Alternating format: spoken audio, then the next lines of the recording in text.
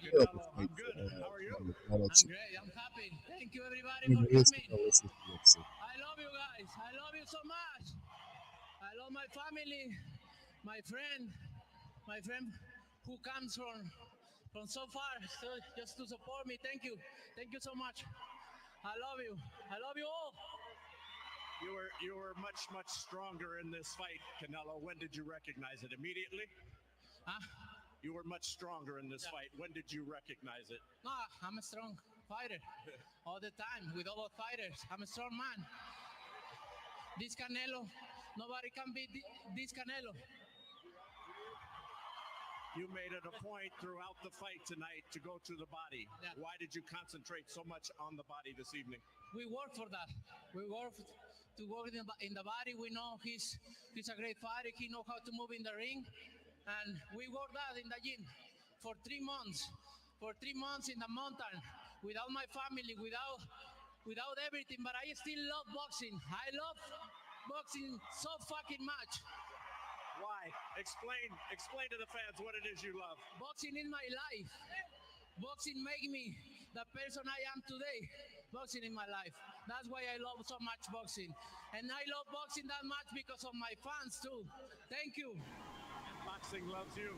Let's take a look, if you will, Canelo, and tell us what happened in the 7th round when you were able to put Jermell down for just the second time in his career.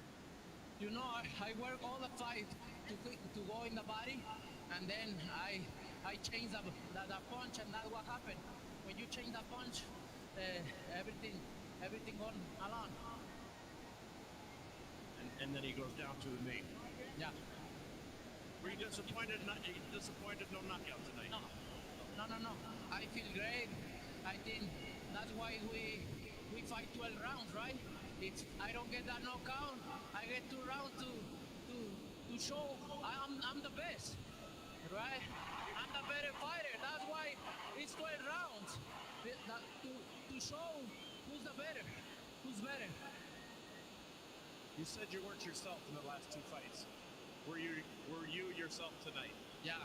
This Canelo, nobody can beat this Canelo. And when will we see this Canelo next? Cinco de Mayo against who? Cinco de Mayo. Whoever, I don't care. We want to see who's next. Benavidez, perhaps? I don't know, but I don't fucking care. It's so great to be back with you. Congratulations. Thank you. Let's celebrate with BMC, who is Viva Mexico, cabrones! I've never said this to you. Hey, respect, my friend, okay? Much respect for you. You're a great fighter. That's why you are undisputed in your weight class, because you are a great fighter, man. My respect for you. Okay. Yeah. Jermell. Yeah. How would you assess this evening? I just feel like I wasn't me in there. I don't make excuses for myself, so it is what it is. Take my punches and roll with it. It's boxing, you know. Hey, sometimes you win some, you lose some. It is what it is. You showed an awful lot of respect, particularly early in this fight, and was it because of the difference in weight class, or what can you describe to us was the difference? Yeah, you know, truthfully, you can feel the difference in the weight. You know, I jumped up 14 pounds.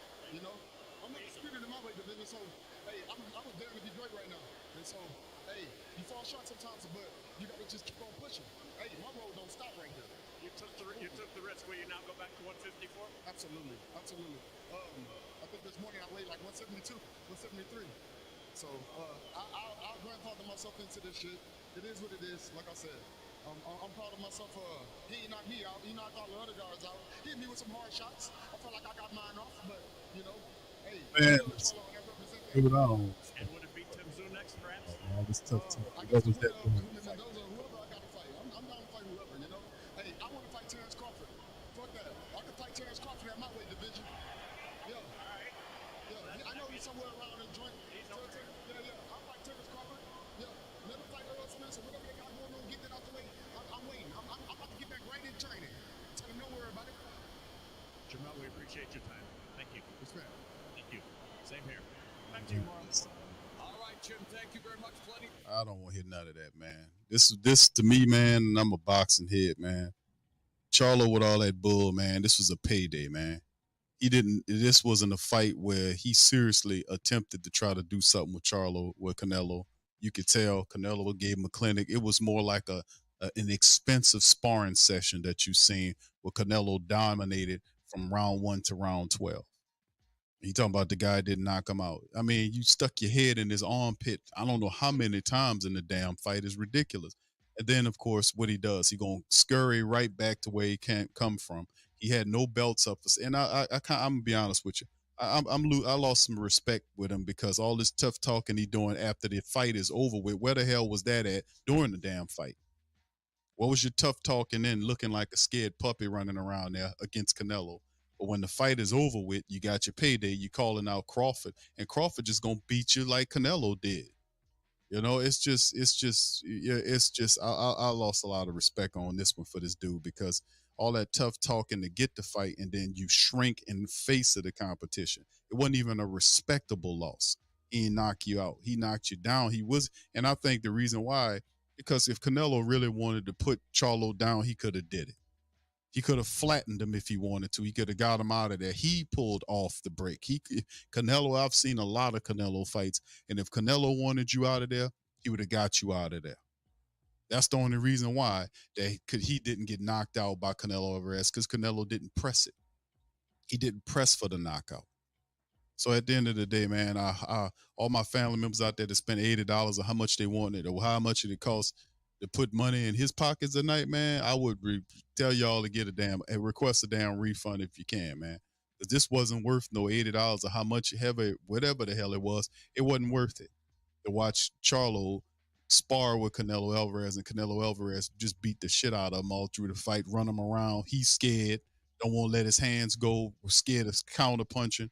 It was a disrespectful loss for Charlo, who I like the Charlo boys a lot. But they're just a bunch of noise right now for me, man. It was noisy. He didn't try to go in there and make it competitive. It wasn't a competitive fight. It was a clinic for Canelo all night. And all this tough talk at the end of the fight and before the fight, none of that shit was nowhere during the fight.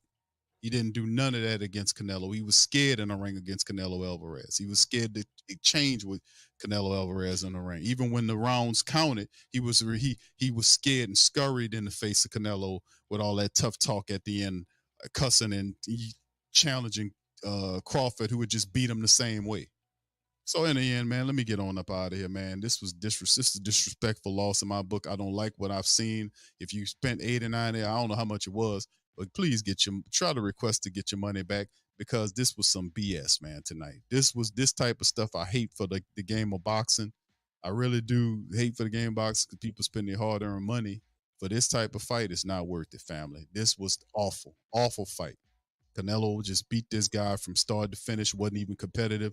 He wasn't even in there being aggressive. His philosophy was garbage. He just took the bag and scurried the way back to the division in which he came from. Now he's going to go back down 2 weight classes talking about, yeah, he's going to fight from right there. So, I mean, it's just sad, man. Unfortunately, man, for the family members that spend their hard-earned money like this, it's not cool. But anyway, with that being said, I'm Big Q, man. I'm going to get out on that. Listen, y'all have a fantastic rest of y'all day, man, or y'all night. Y'all have a good night. The rest of y'all weekend, man. We'll be back on the Coma tomorrow. We'll be doing a live play-by-play for the Saints and who the hell we play tomorrow? The Saints and the Bucks. We'll be on there doing that. So if you want to join us, man, on there, pop on the Sports Coma platform, man. Y'all hit the like button, subscribe button. Yeah, this was distasteful, man. I like the Charlos, but this is all that tough talk showing me that, that he was a bag of air on this one, man. You don't challenge the man unless you're ready to fight. The man kick, it was awful, man. I'm going to holler at y'all on the flip side, man. Yeah, Derek says, yeah, it was money grab. Yeah, this was awful, man. You don't do that to the people, man. You don't do that to the people that hard-earned money. You go out there and you give it an edge. That dude didn't go out there and give it no edge. He didn't give it his 100%. He was in take the bag and run mode. Then when the fight was over with, he scurries back 2 classes back down to talk about challenging whoever he's supposed to challenge. And it's just terrible. If you're going to take the bag, at least give the people a good show. He ain't do that. Then want to talk. And then what really is a spitting and slapping the people's faces when he wants to tough talk to you and to people at the end of the fight when he was a scared puppy in the ring all night.